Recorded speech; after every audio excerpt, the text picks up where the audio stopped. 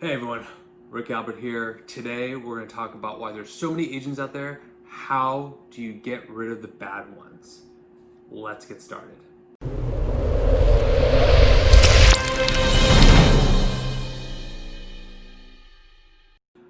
Okay, so across the United States, there's probably over 1.4 million realtors, real estate agents out there. I can only imagine how many thousands of agents are in the Los Angeles area. So the problem is you might meet 5, 6, 7, 8 of them. Some might be friends, some might be referrals, whatever the case may be. You need to know, how do I know my agent's actually good? Are they doing anything that I should be aware of? So here's 3 things. 1, let's say you're talking about listing your home for sale, and an agent comes through and says, hey, I think your home is worth $1 million. That's where you come in and say, prove it.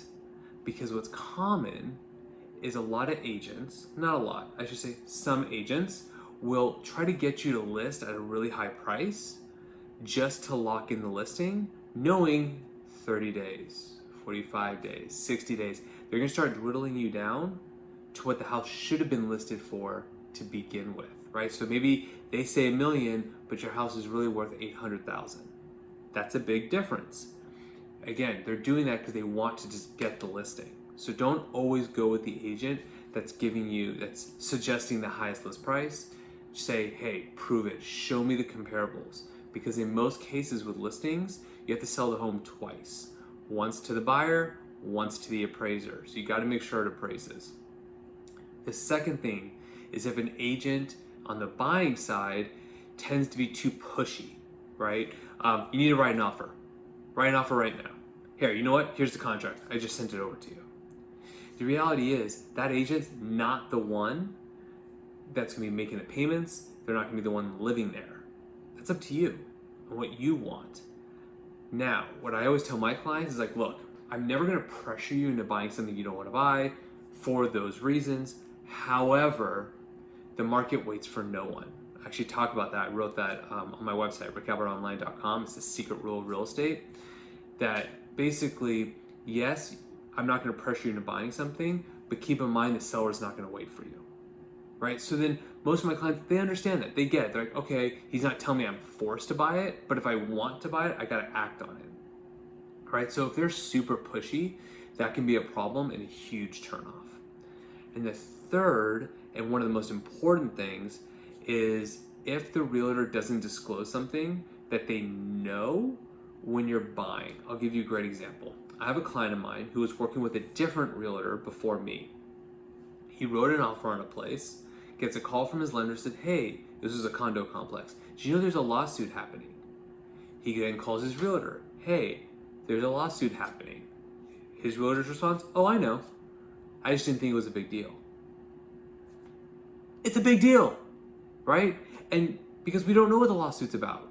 We don't know what's going on. Am I gonna get sued? Who's gonna get sued? Whatever. Now, as a realtor, it's my job to stay calm and just say, okay, what is the lawsuit about? Let's dig into it, right? Because if it's like, okay, someone tripped and fell, but they're working it out, okay, fine. But if it's something bigger, right? A construction defect that is gonna require thousands of dollars, tens of thousands of dollars, like it just depends. But some agents, and you have to be careful, they may not tell you that because they're hoping to get the offer accepted.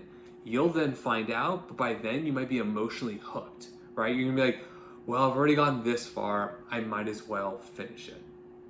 So again, the recap. So 3 things to know you're working with a bad agent. 1, on the listing side, if they're telling you to list it much higher than everybody else and can't prove it. 2, if they're too pushy, trying to get you to do something you don't want to do. And 3, if they fail to disclose or they're just trying to get you emotionally hooked into a property before they give you the bad news, these are all signs to run. If you have any questions, have any thoughts, comment below, share this with your friends, ask them, have they ever had bad experiences? Have they had any good experiences?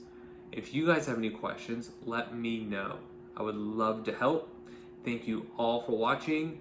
Stay happy, stay healthy, stay safe, and I'll talk to you guys next week.